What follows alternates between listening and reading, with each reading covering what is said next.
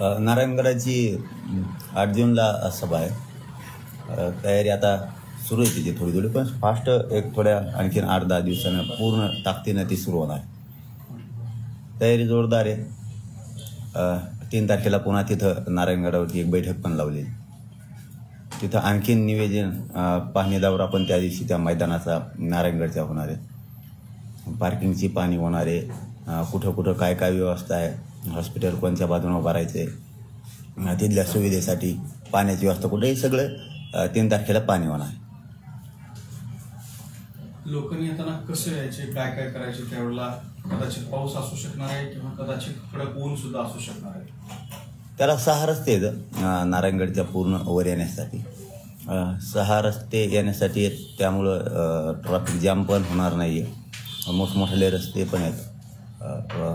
येताना सोलापूर संभाजीनगर मोठा हायवे, एका बाजूनं विशाखापट्टणम ते कल्याण हा मोठा हायवे, आणि त्यामुळे ते त्रास ट्रॅफिकचा पार्किंगचा कसलाच होणार नाही. लोकांनी काय म्हणजे कशा पद्धतीने याची काळजी काय घ्यायची, काय सोबत आणायचं, नियोजन कसं करायचं येणार आहे? प्रत्येकानं पाण्याची बाटली एक सोबत ठेवणं गरजेचं आहे. शक्यतो डबासुद्धा, जेणेकरून एकमेकाला आपल्याला कोणाला जेवायला नसेल तर जेवायला देता येईल. एखादी छत्रीसुद्धा पाऊस असेल किंवा प्रचंड ऊन असलं तरी संरक्षण होईल. डोक्यावर किंवा रुमाल तरी असला पाहिजे, छत्री नसेल तर एक रुमाल प्रत्येकाकडं. आणि शक्यतो त्यावेळेस जास्तीचं ऊन पण नसणार आहे, कारण जूनचा महिना असल्यामुळं. पण तरी सगळी काळजी घेण्याबाबत आम्ही बी आणखीन त्याच्यानंतर जे सोबत लागणार ते आपल्या प्रेसच्या माध्यमातून नंतरही पुन्हा सांगणार आहे. आणि ते निवेदनबद्दल सगळं त्याचा आराखडा टाकला जाणार आहे. आता इलेक्शन सुरू आहे, लोकसभा निवडणुका 3 टप्प्यांचं मतदान झालेलं आहे. 4थ्या टप्प्याचे मतदान आता होईलच. तुम्ही काल मतदान करून तुमचा लोकशाहीचा अधिकार बजावलेला आहे. वेगवेगळे राजकीय पक्ष आपापल्या पद्धतीने प्रचार करतात, मांडणी करतात. तुमचं काय समाजाला पुन्हा एकदा सांगणं आहे काय असतं? मी या पहिल्या दिवसापासून सांगतो, या निवडणुकीत मी नाही आहे. मग समाजाच्या खांद्यावरती यावेळेस जबाबदारी, ज्याला पाडायचं त्याला पाडा, कारण म्हणणार नाही याला निवडून आणा किंवा त्याला पाडा. पण एक लक्षात प्रत्येकाने ठेवणं गरजेचं आहे की आपल्या लेकराच्या आयुष्याचं जे आरक्षण राहिले सगळ्या सोयरीची अंमलबजावणी मराठा आणि कुणबी एकच आहे. हा कायद्याच्या बाजून जो असेल त्याला सहकार्य मराठा समाजाने केलं पाहिजे. पण शेवटी काय की ही निवडणूक मराठा समाजाच्या हातात दिलेली. मराठा समाजाने आता ठरवायचं, कारण दोन्ही सारखेच आहेत. आमच्यासाठी हे दोन्ही सारखेच आहेत. त्यांनी वाटोळच केलेले, यांनी काय कुठं आम्हाला झोके दिले नाहीत. हे आताच्यांनी हे दोन्ही समाजाचे उपयोगच नाहीत. पण नावीलाच आहे समाजाचा. आता आमचा उमेदवार पण नाही आहे आणि आम्ही रिंगणात पण नाही आहेत कुणी, कारण आम्ही अपेक्षा दिला नाही या राज्यात कुठं, कोणाला पाठिंबा पण दिला नाही.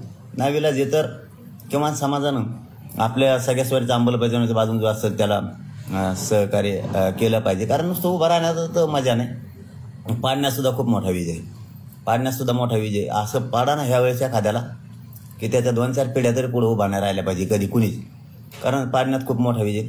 एकीची भीती आहे मराठ्यांची. महाराष्ट्र बघतोय, एकीची भीती आहे. तुमच्या नावाचा वापर केला जातोय, संभ्रम निर्माण केला जातोय. पाटलांनी मला पाठिंबा दिला किंवा त्याला पाडा असं सांगितलेलं आहे, त्याबद्दल थोडं स्पष्ट काय सांगाल तुम्ही? तर तुमच्या नावाने बऱ्याच ठिकाणी अशा अफवा आहे. मी समाजाला स्पष्ट सांगितलेलं आहे की या राज्यात महायुती असो किंवा आघाडी असो कोणाला पाठिंबा दिलेला नाही, कुठल्याच अपक्षाला पण दिला नाही, कोणालाच नाही या राज्यात पाठिंबा दिलेला नाही. पण असं जर कोणी गैरवापर करत असत तर मी माझ्या समाजाला मायबाप मानतो आणि माझ्या स्वार्थासाठी मी मायबापाशी गद्दारी करू शकत नाही. तसंच समोरच्याने सुद्धा त्याच्या स्वार्थासाठी मराठा समाजाला मायबाप मानून गद्दारी करू नये, कारण मायबाप शी गद्दारी करणारी पैदास निवडणुकीत उभा असू नये. पाटील, एक महत्वाची बातमी आली आहे. प्रकाश शेंडगे आहेत, त्यांच्या गाडीवरती शाही फेकली आहे आणि चपलं सुद्धा फेकण्यात आलेली आहे, चपलांचा हार सुद्धा घालण्यात आलेला आहे आणि हा प्रकार सुरू आहे. तर तो आरोप प्रकाश शेंडगेंचा आहे की हे सगळं मराठा समाजाकडून माझ्या विरोधात कारस्थान सुरू आहे. नाही, आता ते काय मी बघितलं नाही, काय असेल ते ही मलाही माहीत नाही. पण काय असं लोकशाहीच्या नियमाने बघितल्यावर असं करण्याची कोणीच कोणाविषयी करू नये जर खरं असेल तर, कारण लोकशाहीत प्रत्येकाला त्याचं मत मांडण्याचा अधिकार किंवा जाण्याचा अधिकार असं कोणीच करू नये.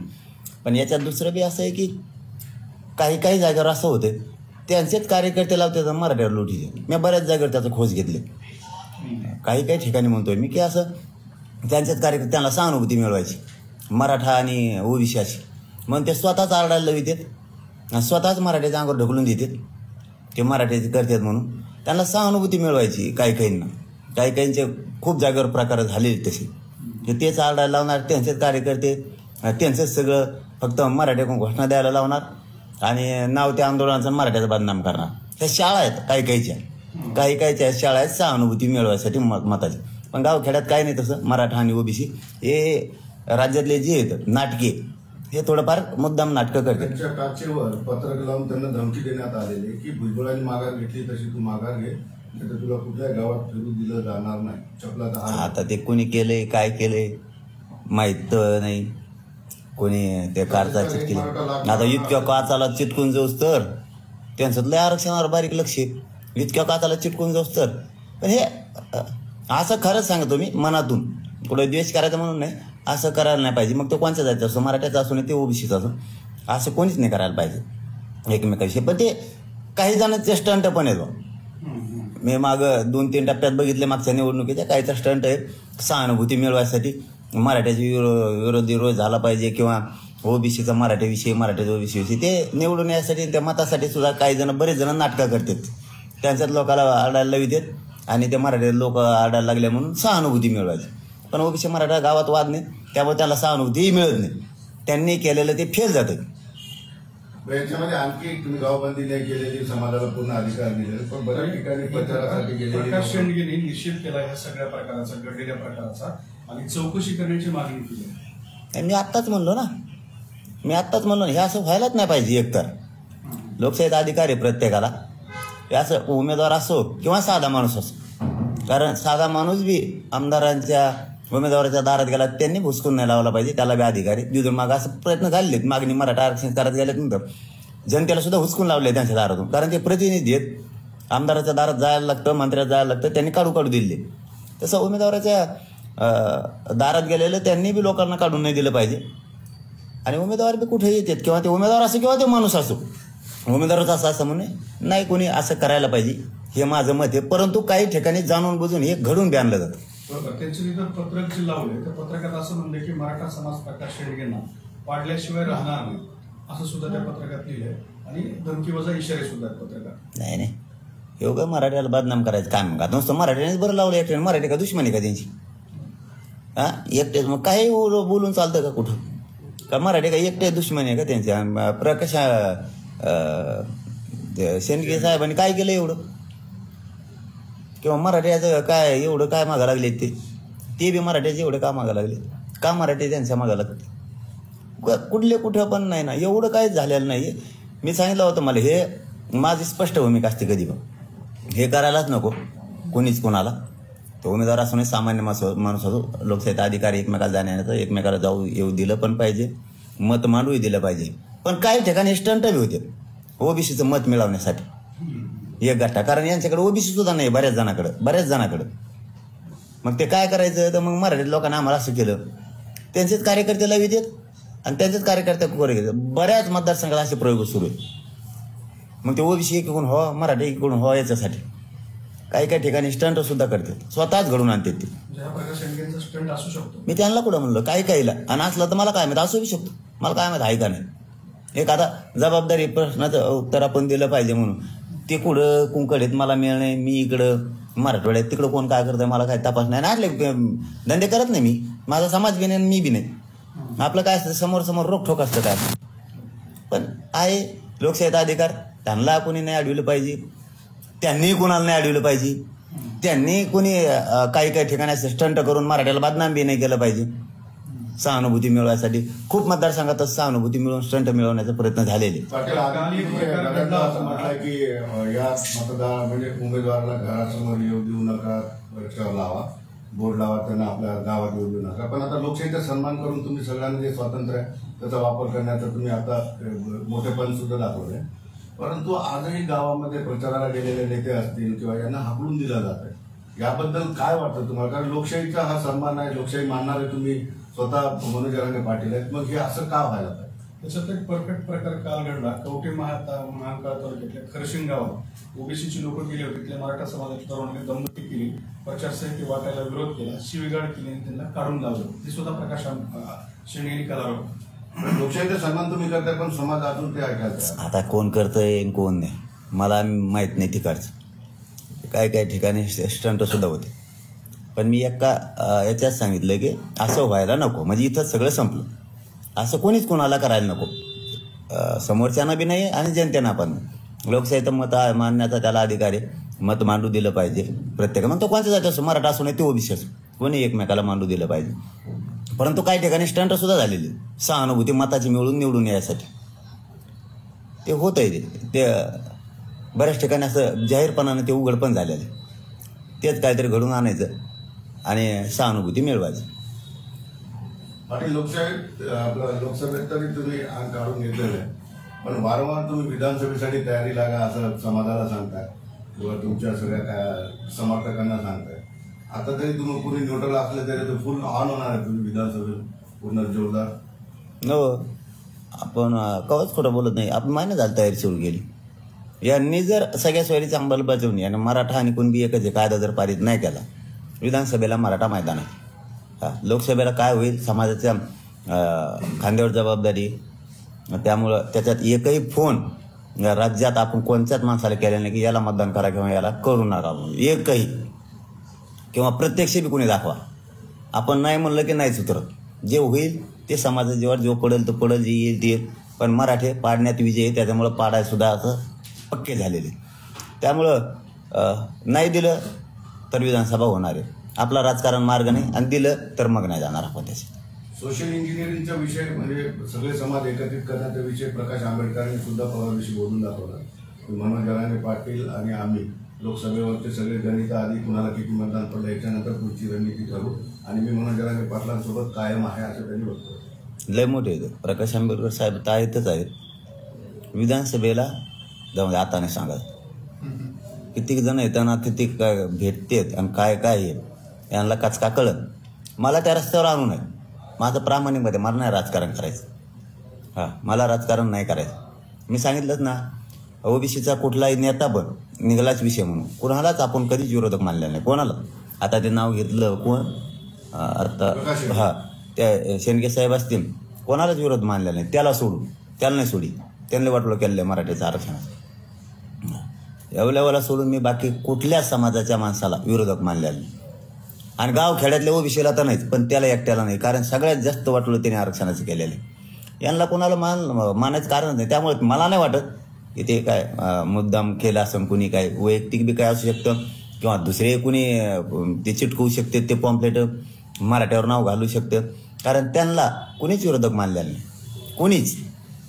त्याला तरी ते एवल्याला मानलेलं आहे विरोधक म्हणतोय मी तुम्हाला. पण गाव खेड्यातल्या ओबीसीला नाही. आणि बाकीचे त्यांच्यासोबत जेवढे होते येवलेवाल्यासोबत एकालाही विरोधक मराठीने मानलेलं नाही, एकाला सुद्धा कधी. आणि एका शब्दानं बाकीच्या नेत्याला दुखवल्या सुद्धा. तुम्ही आपल्या 7 महिन्यातल्या बाईट दाखवा किंवा भाषण दाखवा, एकाही ओबीसीच्या नेत्याला मी दुखवलेलं नाही किंवा माझ्या समाजाने दिली. ते आता सहानुभूती मिळवण्यासाठी कोणाचे एकूणकडे चिटकीत येत, तसंही प्रकार होऊ शकतं. आणि ते असेल खरंच तर करू नये. लोकसभेमध्ये तुम्ही अगदी शांत बसला असला तरी लोकसभेवर तुमचा प्रभाव फार मोठा आहे. तुम्ही त्यांचं नाव घेतलं, छगन भुजबळांची उमेदवारी नाकारली गेली आणि इतर ठिकाणी सुद्धा सगळे जपून पावलं टाकताय. तुमचा प्रभाव कसा दिसतोय? कारण नरेंद्र मोदींना जेवढ्या सभा मागच्या वेळेस घेतल्या नाही त्याच्या दुपटीने सभा मराठवाड्यात आणि महाराष्ट्रात घेत आहे. हा तुमचा प्रभाव आहे, मराठा समाजाचा धाक आहे. आता तुम्ही विषय काढला म्हणून सांगतो की मोदी साहेबांना इतक्या लहान इकडं खाली लक्ष देणं काही गरजच नव्हती. आणि त्यातले त्यात गोदापट्ट्यातल्या मतदारसंघात द्यायलाच नको होती. कारण ते असं माझ्या बघण्यात आहे, ऐकवत नाही म्हणणार त्याला बघण्यात आहे. कारण हे जबाबदारीने बोलतोय. मोदी साहेब शक्यतो त्यांचं चिन्ह सोडून दुसऱ्याच्या प्रचाराला देशात कुठंच गेले नाही. याला जोडून महाराष्ट्रात 5% पहिल्यांदा झाले. याला आणखीन एक जोडून आहे की मराठा समाजाची एकीची भीती आहे, मताची भीती नाही, ती दाखवायची यावेळेस मताची भीती. कारण एकीची भीती कशी आहे, प्रत्येक टप्प्यावर त्यांना मोदी साहेबाला आणायचं पंतप्रधान. इथंच मराठा जिंकलेला आहे, इथंच मराठा जिंकलेला आहे की त्यांना प्रत्येक टप्प्यावर मोदी साहेबाला आणायची वेळ आली. 5 टप्पे केले, ही एक बाजू त्यांच्यासाठी, आणि दुसरी बाजू प्रत्येक टप्प्यात त्यांना मोदी साहेबालाच आणायचं. मराठा इथं जिंकलेला आहे. मराठ्याची एकीची प्रचंड भीती. आता पाहिजे मताची, आणि मराठ्यांनी ते करावे. मराठ्यांनी लक्षात ठेवायचं, ओळख विसरू नका आणि सगळ्या स्वारीचा अंमलबजावणी विसरू नका. लेकरं डोळ्यासमोर ठेवून सहकार्य करा. पाडण्यात खूप मोठा विजय उमेदवाराचा असावा असं काय नाही. उगाच काही जणांनी स्वतःच्या स्वार्थासाठी विनाकारण अर्ज व अपक्ष भरायचे आणि आमचं नाव वापरायचं. कधीच ज्या समाजाला मायबाप मानतो त्या मायबापाला विकणाऱ्या अवलादी व्हायचं नाही कोणीच. स्वस्वार्थासाठी अजिबात मायबाप समाजाला विकायचे अवलादी व्हायचं नाही. छगन भुजबळांची उमेदवारी नाकारली गेली, हा मराठा समाजाचा एकीचा विजय आहे. त्याचं काय जाण तिकडे, त्याला काय, त्याला पुढे कोणते हे देत आहे कोण? ते आणतं उड्या, हाणतं उड्या उगा आपलं. हां, ओबीसी म्हणायचं, हाणतं उड्या, ते त्याचं काय ते त्याला कोणीच नेता नाही म्हणत. ओबीसी कोणीच नाही. लय विरोध करतो दुसऱ्या त्याच्या मतदारसंघात उभा राहायचं म्हणलं लगेच विरोध करतो. परळीच्या त्यांना नाही केला, इतकं खुनशी येते. चलो, धन्यवाद. पाटील, तुमच्या नावाचा उपयोग करून बरेचसे असे उमेदवार आहेत ते म्हणतात की मला पाटलांनी सांगितलं, निरोप दिलाय किंवा मला ह्या निवडणुकीमध्ये लढायचंय, मला मदत करा. त्यांना काय सांगतात? किंवा तुमच्यासोबत येऊन फोटो व्हिडिओ काढले जातात, तुम्ही त्यांना काही बोलत नाही, पण त्याचा सुद्धा सोशल मीडियावर वापर केला जातो. मी भेटलो, मला पाठिंबा दिला. नाही, समाजालाच सांगतो मी सरळ.